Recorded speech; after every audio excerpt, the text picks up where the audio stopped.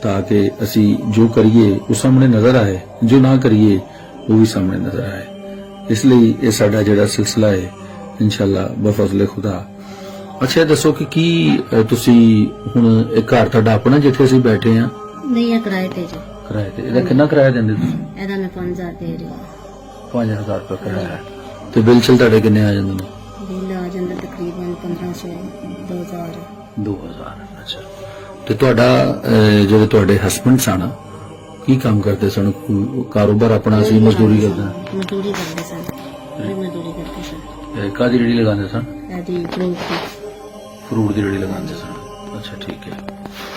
ਨਾਲ ਜਿਹੜੇ ਲੋਕ ਇਹੋ ਜਿਹਾ ਕਾਰੋਬਾਰ ਕਰਨ ਵਾਲੇ ਨੇ ਯਕੀਨਨ ਚੁੱਕੇ ਉਹ ਤਾਜ਼ੀ ਵਾਲਾ ਕੰਮ ਹੁੰਦਾ ਹੈ, ਯਾਨੀ ਕਿ ਸਵੇਰ ਉਹਨਾਂ ਨੇ ਕਮਾਉਣਾ ਹੁੰਦਾ ਹੈ, ਸ਼ਾਮ ਨੂੰ ਘਰ ਲਿਆਉਣਾ ਹੁੰਦਾ ਹੈ और किचन जड़ा चलता है और चूल्हा जड़ा बलता है।